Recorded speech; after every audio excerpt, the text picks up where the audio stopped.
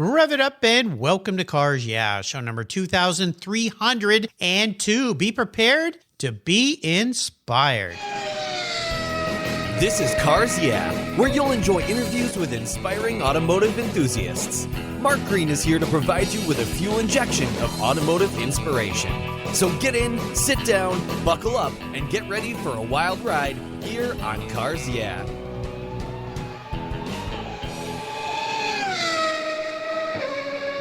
Hello, inspiring automotive enthusiasts, and welcome to Cars Yeah. Today I'm in Fountain Valley, California, with a very special guest by the name of Richard Parks. Richard, welcome to Cars Yeah. Do you have any gear, and are you ready to release the clutch?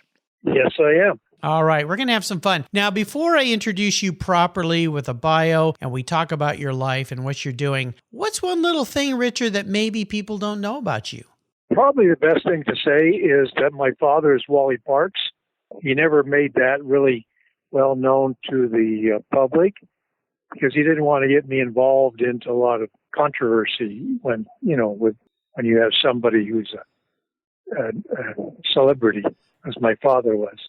Well, very cool. And we're going to be talking a little bit about your dad. That's really what brought us together today, of course, Richard. And I'll tell you, listeners, I don't often get to speak to my guests very much, if any, before they call in. Many of my guests I've never even spoken to, but I had a really nice long conversation with Richard last week. We got into a lot of different things, and he's the kind of guy that if you had time to sit down, maybe an entire day, he could fill it because this guy has a lot of stories and is doing some really cool things at this point in his life. And could you share with our listeners your age? I'm 79. 79. So you've been around for a little while. You've seen a lot of things. But the great thing about Richard, for you listeners, is he's still very active and he's doing some really cool things. And he grew up around a dad who started the NHRA, which has to have some great stories attached. So we're going to learn a lot more. So let me give you an introduction here. Richard Parks was born during World War II, and he was raised in Orange County, California. I'm trying to think about Orange County, California. Back in those days, there was not a lot there except for a lot of orange groves. He graduated from the University of Hawaii and married the love of his life. They raised children together, 3 sons, and Richard worked in the medical industry. And today he's the proud grandfather of 7 grandchildren, so he's having some fun. Richard is a prolific writer and has penned over 200 biographies, including the history of his father, Wally Parks, as he mentioned, who was the founder, president, and chairman of the National Hot Rod Association, better known as the NHRA. Wally was instrumental in establishing drag racing as a legitimate amateur and professional motorsport back in the day. And Richard's going to share a little bit about what he's doing and hopefully a little bit about his dad as well. We'll be back in just a moment, but first a word from our sponsor, so give them a little listen. Buckle up.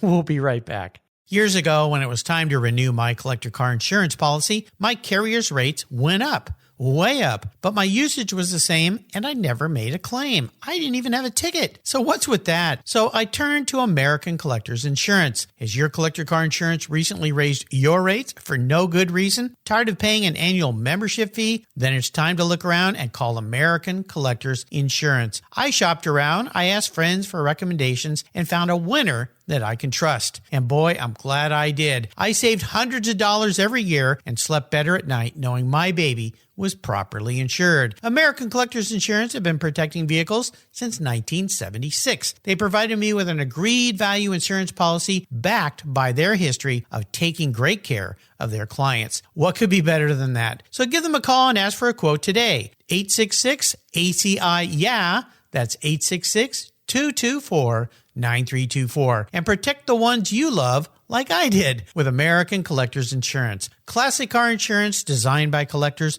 for collectors.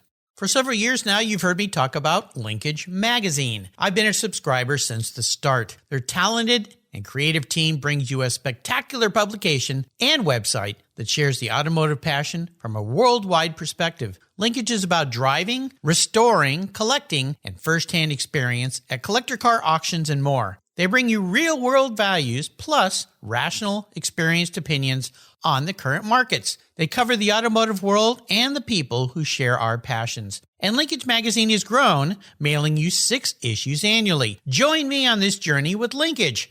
They're geared for the automotive life. You can subscribe at linkagemag.com. 20, 50, Or 100 years from now, will there be a workforce to care for the collector vehicles we love? With auto shop programs disappearing across the country, it's a question we enthusiasts have to ask. That's why I support the RPM Foundation, which exists to ensure that the critical skills necessary to preserve and restore these vehicles aren't lost to time. One of the many ways RPM, which is short for Restoration, Preservation, and Mentorship, is accomplishing this goal is through workforce development initiatives. The RPM Apprenticeship Program enables the next generation of artisans to earn a living while they learn the craft of restoring and preserving these vehicles directly from industry professionals. The Endangered Skills Program documents the process of masters training future craftspeople on a variety of critical skills in danger of being lost forever. For more information on how the RPM Foundation is driving the future of the collector vehicle skills trade, visit RPM Foundation today. They're one of the charities of choice here on Cars Yeah! So, Richard, I'm very, very happy to have you here today because as I mentioned in your introduction, you like to sit down and talk about people, and you've written so many biographies, and you've been flooding my inbox with just, I can't believe what you've been sending me, the enormity of what you're doing. I have to ask, when did you start doing this, and what drove you to just write? Well, part of it was the fact that I retired from the University of California, Irvine Medical Center. Part of it was the fact that I learned that with a computer keyboard, if you make a mistake, you don't have to, you just space and get rid of errors. Because I was always kind of a little bit timid around a typewriter. You always had to, you made a mistake, you had to white things out. Oh, yeah. Well, the computer made things immeasurably easier to do what I do, which is to do biographies and histories on an assembly line format. So I have a quick format that I use. It's noun generated. I get people to write down nouns like people, places, and things. And then I ask them to do a sentence or two or more for every noun. And within about 2 hours, I can have a decent biography on a person. And then I store it in my archives and send it out to whomever would like to read them. And I've never met a person yet that didn't have an extremely fascinating life. I enjoy doing stories on the wives because they are witnesses of what their husbands have been doing in motorsports all these years. I like to talk to everybody surrounding motorsports, even models and photographers, writers, editors, PR people, insurance agents, all the people that work in the motorsports industry can give you fascinating stories on what their jobs and what their lives are like. In a way, you do a little bit of what I do, although I talk to people about their lives. You write about them, and when we were talking the other day, I said, well, where's your website so I can go and see all this stuff? And you said, well, I don't really have one. You just have to ask me, and I'll send you things. And I was kind of joking, but not when you started sending me stuff, and I went, oh my gosh. This guy has so much stuff. And I'll tell you, my guest that I had on the show yesterday, and I want to thank you because I got connected with Cord Kithart, who is a young man who's a racer. And while we were talking, he said, I mentioned you, and he said, oh, let me show you what I got from Richard. And he picked up this giant, it's got to be 2 feet thick stack of printouts of autobiographies you sent them. And he just said, well, this is just some of the stuff he's got. I mean, what is it that drove you to want to write about all these people? Was it the relationship and the affiliation with your father and his life, which was so interesting? Yes, I think so. I was always curious because my father never really encouraged my brother and I to get into motorsports. In the early days, he always felt that motorsports, especially NHRA, was going to be a temporary job, temporary vocation. Wow. And that sooner or later, as all these men said to me, it's going to fail and we're going to have to find a real job. Yeah. So they were more interested in the fact that this was fascinating work that they loved doing. and that they got paid for doing what they did was simply a bonus. But they all thought that this was going to end. He didn't want my brother and I to get into what he considered at the time a dead-end occupation. It turned out to surprise all of us. And in a way, I'm kind of glad that he didn't get me involved, because that wasn't my personality. Mm-hmm. My personality is recording things that I observe. My major in college was in history. I actually graduated with a degree in Oriental history. So I have this love of the past, and I like to record it and save that so that other people can see it and understand it, enjoy it as well. And I encourage everybody, doesn't matter who you are, I can bring out stories out from your background that will fascinate people. Well, I think it's wonderful what you're doing. And getting back a little bit to your father, as you said, you weren't really into the cars. And if anything, he was kind of pushing you and your brother away. But it's your father's got into this, and it started to grow, and it got bigger and bigger and bigger. What was that like a little bit for you? I mean, what was the age span? Like, how old were you when he got into it and started doing NHRA? Well, I started writing in 2000. It just wasn't feasible for me to write on a large scale without the computer. The computer just simply revolutionized my life. In other words, everything I did was longhand, and you really can't communicate with people in such a fashion except by letters. It didn't mean that I didn't write letters. I wrote tremendous numbers of letters to people, but you just can't reach an audience by using print. You have to get involved in the computer world. I do a few things very well. I can do a Word document, and you taught me how to attach a picture. Yep. And I also send out tremendous amounts of emails and what I call my motorsports newsletter. I've had about 7 or 8, maybe even more than that, newsletters. And they're all emails. It's not a blog. It's not a website. It's just an email. But I've managed to make it look interesting, and a lot of people enjoy it, and they like to hear from it, because what I am is intermediary. People send me things that I think are interesting, and I send them back out. I also capture, that's a nice word for saying I steal, email addresses that have not been blind carbon copied, even though I tell everybody, blind carbon copy your mail so that you don't end up with a lot of spam. But I have about 1,200 people on my email now. It's down from about 5,000 a few years ago. It takes me roughly a week to send out messages to 5,000 people. It takes me about 3 days to send out an email to 1,200 people. Well, see, what you've got to do is find that IT guy, and don't call me. I'm happy to help you with pictures, but I'm too busy doing what I'm doing. But somebody to help you streamline this, because there's so many tools nowadays that you should be able to send out all those emails with one push of one button. We won't get into that today because that's an entirely different concept. I want to get back to a bit about this writing and what you're doing, because it's such a massive amount. And I would hope that at some point there's a way for you to archive this in a way to make it easier for people to access. Is that something that you have interest in doing? Because, I mean, you've written about so many people's lives, and it'd be a shame for this to just fade off into the distance when it's all sitting there in a computer, which these days is pretty easy to access. Well, I've tried to I did a YouTube channel. I did 4 episodes. Actually, my grandson did it for me. I just sat there and he scanned me with his phone. And I turned out to be the most boring person you ever saw. So I approached my granddaughters. Oh, they're all beautiful granddaughters.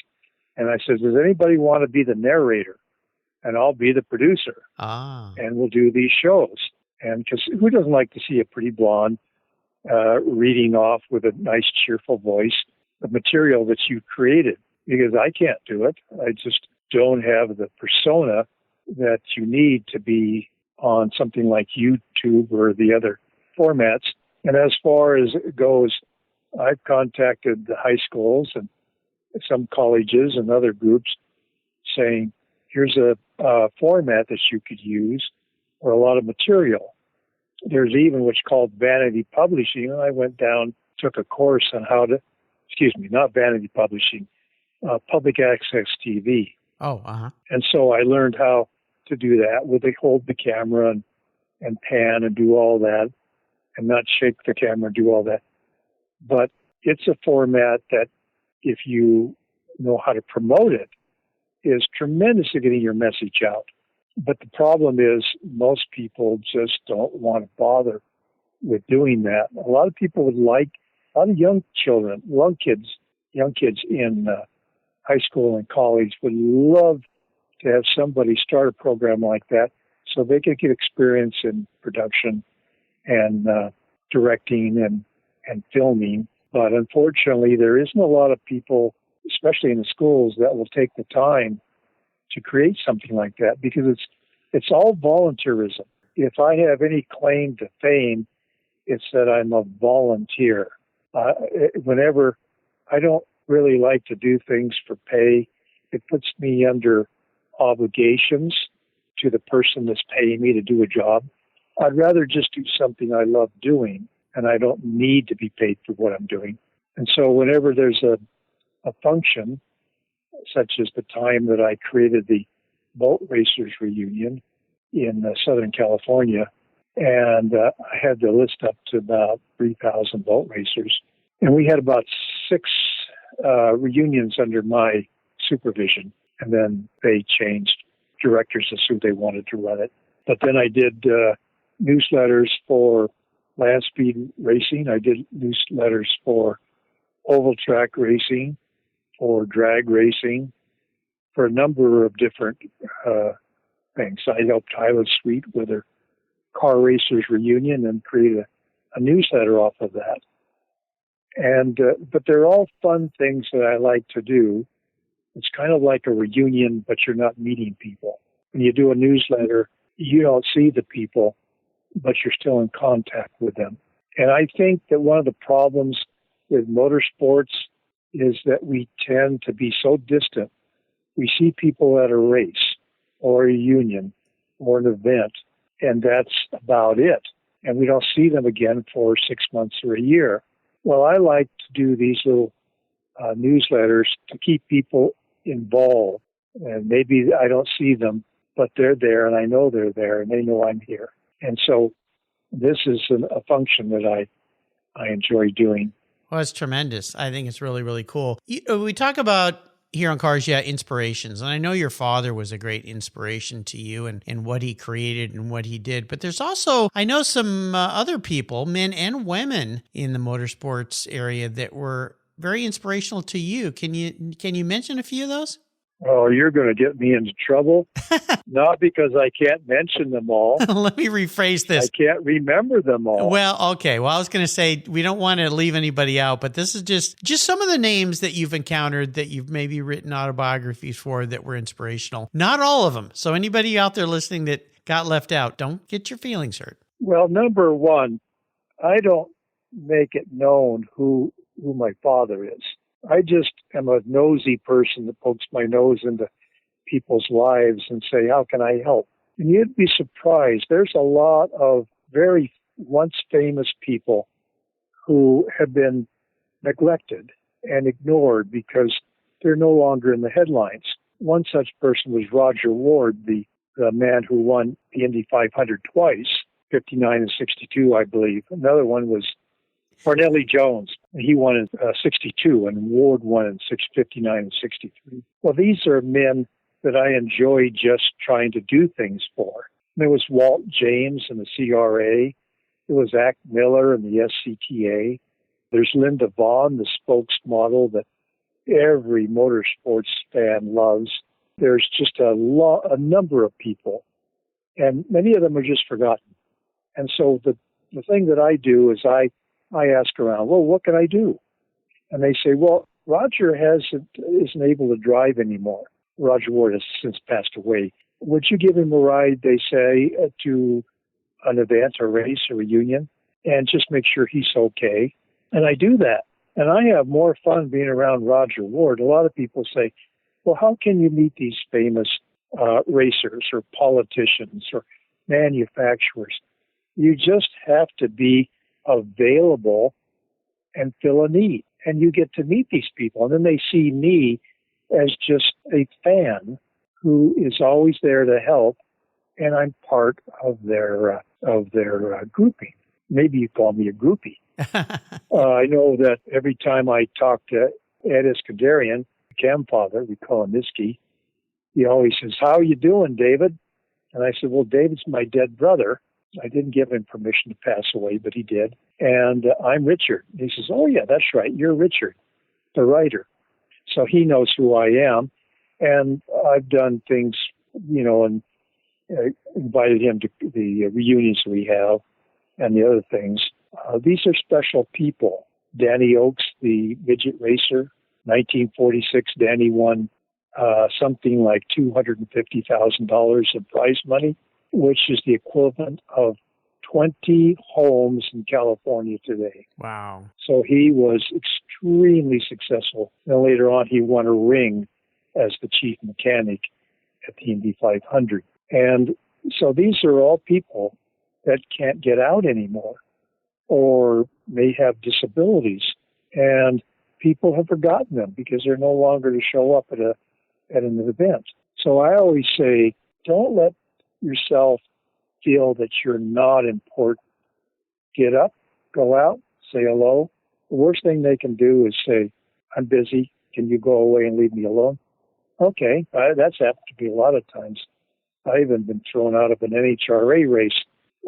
So I don't let it bother me, nor do I let the way that some racers, their feelings and their personalities affect me. I don't. It just goes right over the top, water off a duck's back, because I know they're under pressure and I know what they're going through. Later on, they find out that I'm Wally Parks' son and have this vast archive that he left and have written all these stories. And then they say, well, you're famous. No, we're not famous. We are hot rodders. And no hot rodder ever takes praise or glory for what they do. They are just simply human beings that have a talent in one direction or another. And if you ever try to boast that you are better than one of the other hot rodders, they'll quickly cut you down to size so that you know you are not better. My father never really tried to look for awards and glories. He just had a job to do. And that job was to save hot rodding and motorsports from factors that would destroy it. And he spent his whole life doing that. When they gave him an award, he would usually turn to somebody and say, this is what you get when you live to be 90 years old. You get awards. Yeah, very nice. That's all. So none of us are famous. We're just people. Nice. And we do what we love doing. For sure. Challenges, you've written some, and you sent these to me, and I want you to kind of maybe list them off here because we could talk forever about one category of my questions with you because of what you've done. But I ask about challenges, and you've written some pretty humorous stories with some very unique titles that somewhat talk about people's challenges. Could you do me a favor and just name off a few of these? Well, I've written stories about myself. Okay. One of them is the world's worst cowboy, because I was up on a cattle ranch for a month, and I was absolutely the world's worst cowboy, but I just loved it, and I love cowboys. I think these ranchers deserve everything in life that they can get. They're such wonderful, decent people. And then I wrote another story about myself, the world's worst soldier. I really admire soldiers and the Army and the military. They go out of their way to defend this country and do such a wonderful job. And they're a really kind people. I just happen to be the world's worst soldier, and that I could never do anything as competently as everybody else. And so after 3 months, the Army said, would you leave? Oh, goodness. And I said, well, so I left.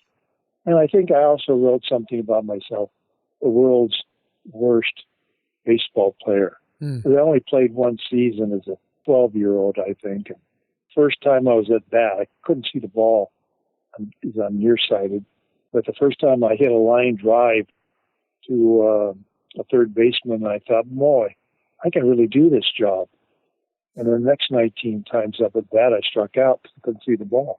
It doesn't mean that I didn't try. And that's one thing that people miss in life. They tend to think I'm a failure.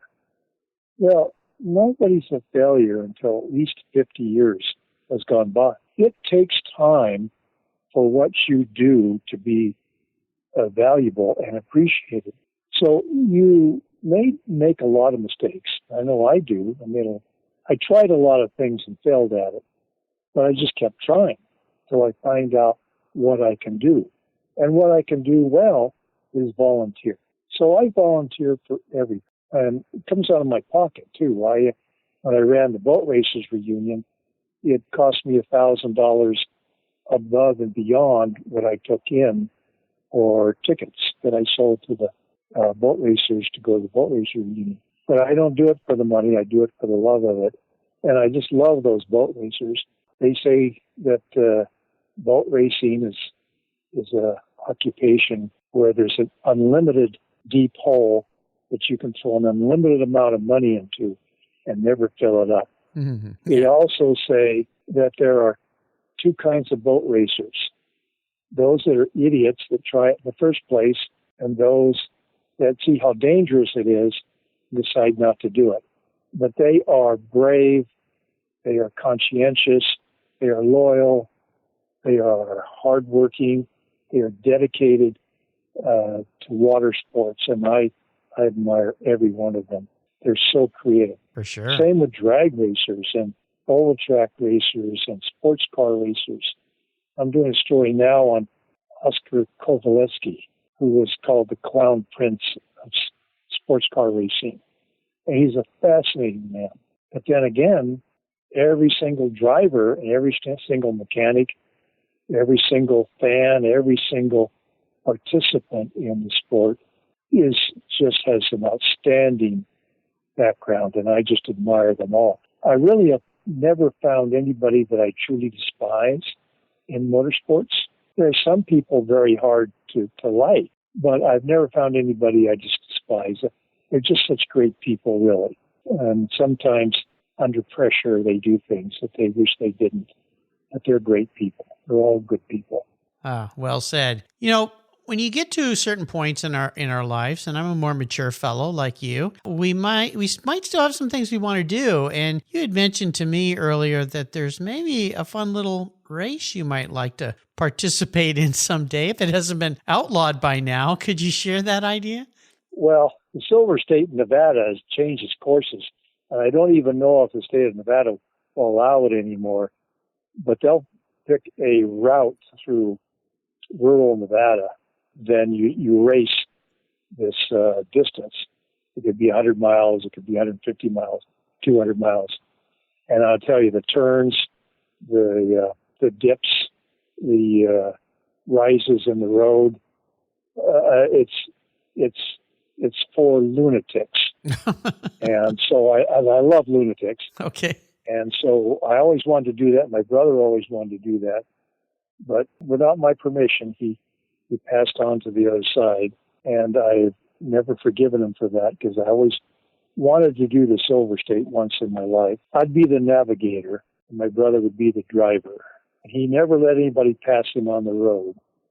And unfortunately, that caused quite a bit of angst, disagreements between the two of them. Yeah. Wow. Well, it sounds like an amazing event. I've read some crazy things about it. Now, I'm a bit of a car psychologist. I've earned a degree in that. Made up, but don't tell anybody. If you were a vehicle, if you were manifest, reincarnated as a vehicle, what would you be and why?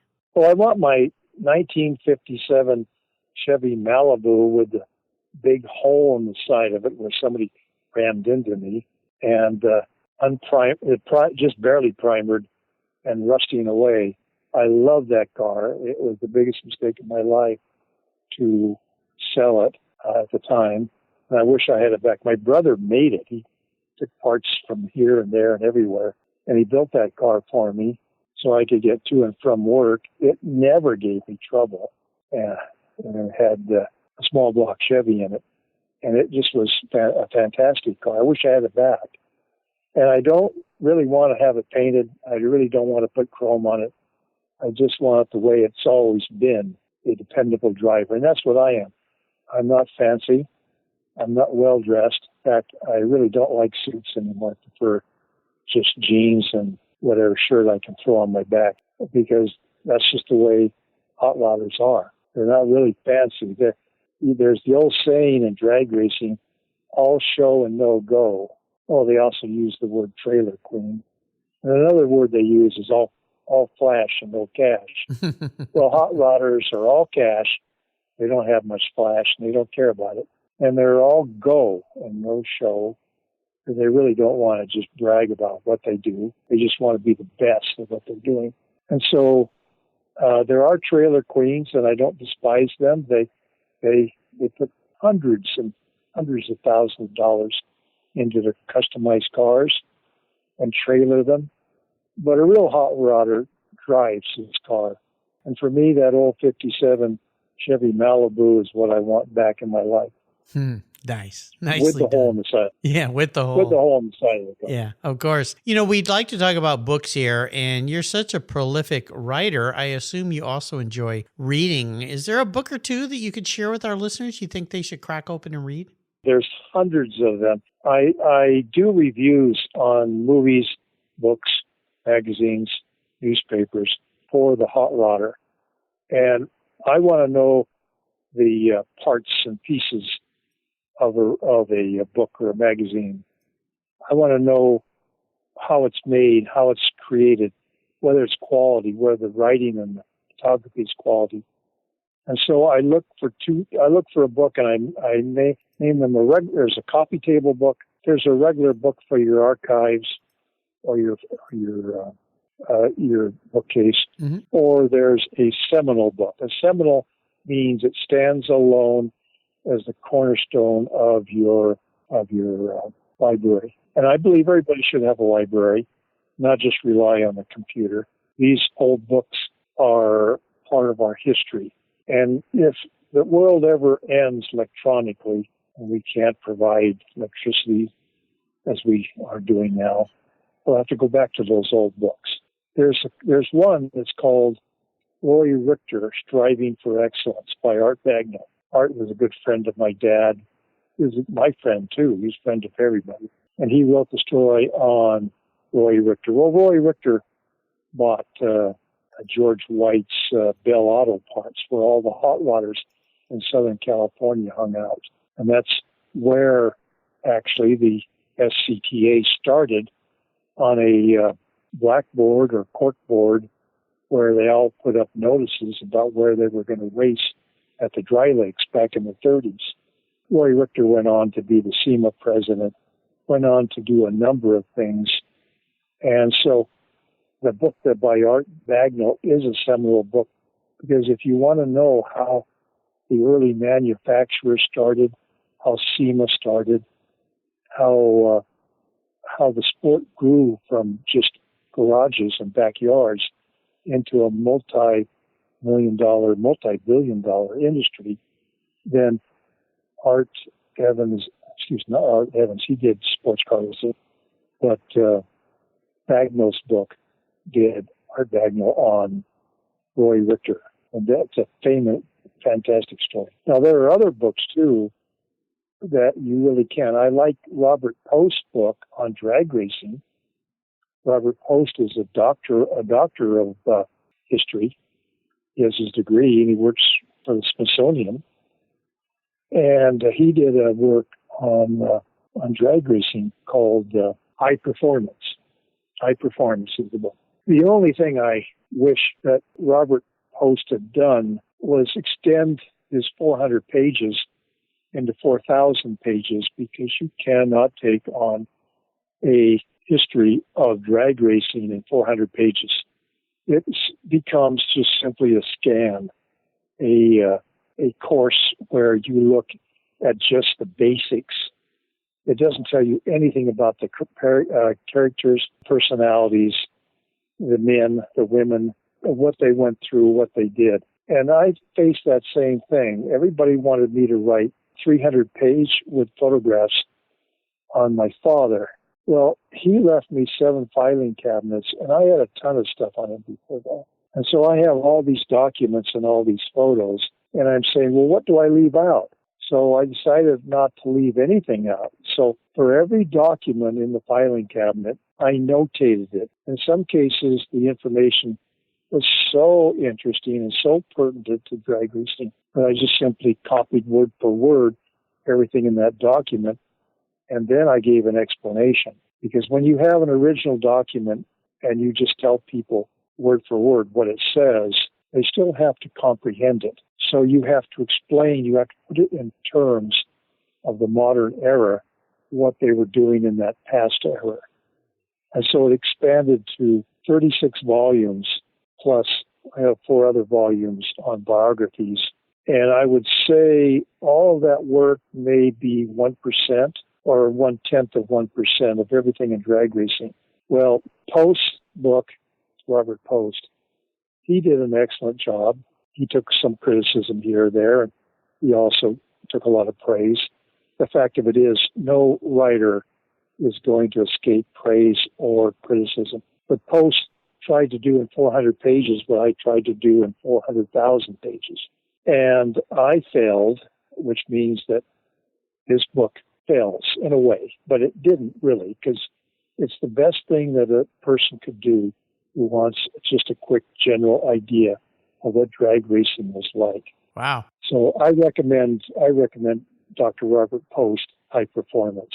I also recommend Art Bagnall's Lori Richter, Striving for Excellence. But there are hundreds of other seminal books that I feel a hot rodder and racer ought to have in their library. And then there's a couple of 1,000 books out there that they should have just to fill everything out. Whether they're that intense, I doubt. But anyway, that's my opinion. Nice. Yeah, I like to enable my guests to go on what I call the ultimate drive, which would be a drive with somebody in perhaps a cool car, perhaps doing some fun stuff. What would the ultimate drive look like for you if I could fund you with the ultimate drive? Oh, man, you got me in another trap because there's hundreds and hundreds of people. I would like to go with Bert Monroe, the Kiwi from New Zealand who came over here to race his Indian bike World's at fastest Bonneville. Indian. Yeah. I would like to go with Zach Miller on his many trips. I have gone with Jack Mendenhall, the blue-eyed lady killer. I mean that in the nicest way. He had such a nice personality. And he took me all over the West. And he was showing me things that most people will never see. I would love to go with Leroy Tex Smith, looking for old iron. Leroy, well, we called him Tex. He seemed to have a nose for rusting old pieces of iron, magnificent treasures. He seemed to know where they are. I'd love to go with him all over the West. I'd love to go fishing with him up there in Idaho, eastern Idaho. But he's gone from us, and so is Jack Mendenhall. Zach Miller's gone. I've gone with my father many times, and he always took me out to dry lakes. I always thought he loved the desert. What he was doing is just looking for dry lakes to race on. And there's just a fascinating number of people. I wish I was with Bud Meyer at Indy. I wished that I was with some of these racers down in Australia. We're going out to Lake Gardner to race on that humongously large salt lake. There's just so many things that I would like to do. I'd like to be with Mike Crook when he takes a tour up to Bolivia to race up there on their salt flats, up about 6,000 feet high. There's just a number of people that I would love to be with. And I have already been with so many people. So I can't say that I haven't gone. I have. But you can spend an eternity with a bucket list that I have and just not get through all the things you want to do. And that basically is the definition for a hot rodder. Somebody that always leaves us for the next world to come without doing all the things in their bucket list. Because these guys always have a project. They're always busy. No matter how old they are, they're always working on a project. They've got 5 or 6 projects. And when they leave us, poor wives have to decide what to do with all these parts, cars, and projects that they started and haven't finished. But there's a lot of people out there, and I can't begin to tell you how many stories there are and how many things that I haven't written that I have to write upon, and how many times I wished I were back in those times to follow up on all those stories and be part of it all. Probably the richest man alive when it comes to friends and experiences. You've taken us on a wonderful journey today. I have a feeling you and I could talk for days, no doubt, with all of these stories and people that you've written about. I'd love for you to leave us today with maybe a parting thought of wisdom or advice from a guy who's been around and done a lot of things. Well, the advice I've already given to you, and that's that all young people, they should never consider themselves to be failures, because you can never, ever consider yourself to be a loser, a failure, a has-been, until you've let a lot of years go by. Because the things you do that you don't think are important, they do affect people. The kindnesses that you do to people today may not show up for a generation or two, but you are important. They're all important. And if they want to don't stop. No matter how old you are, you're still a kid when you're a hot rodder. Always try new things, do new things, enjoy new things. There are so many people that need a ride, need help, that were once famous. Just go out there and look for it. Just say, I'm here, I'm ready, I'm willing, I can help. Who's out there? And you'd be surprised what you're going to run into. They keep me really busy with stories, and I just love it. I just love all these people who spend their times to tell me about their lives. And young people can do that today. There's no use to sit back and be timid about life. Get out there, find somebody to help, see where it leads you. And I'll tell you, it will lead you into a life of fascination, of wonder, of awe. That's my advice to young people and to old people too. Don't sit back, get out and do it. How can people get in touch with you and access the incredible volume of work that you've written? The best thing to do is just to email me. It's R as in Robert, N as in Nancy, Parks, Parks, 1 at Juno, JUNO.com. Just have them email me and say whether they'd like to see some of the stories, or they would like some advice, or they would like some information on something. I'm very approachable. All right. I'll put a link to Richard Parks' email on his show notes page here at the Car Show website so you can access him. And I'll tell you, he will follow up and he will send you a tremendous volume of wonderful things to read. So reach out to Richard today and see what you can learn. I want to do a quick shout out. Thank you to a mutual friend who introduced me to Richard, Doug Stokes.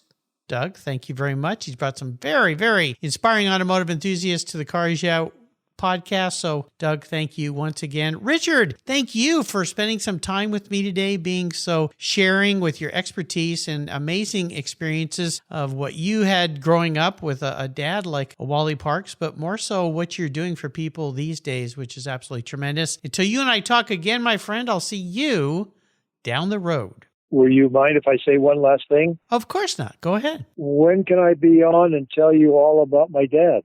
Well, we'll have to do another show sometime to do that. How's that sound? All right. Okay, we'll do that. You choose about a dozen times. Okay. And we'll do those. All right, we'll do that, my friend. Thank you so much. You're welcome. Thank you so much for joining us on today's ride here at Cars Yeah. Drive on over to carsyeah.com to find show notes and inspiring automotive fun.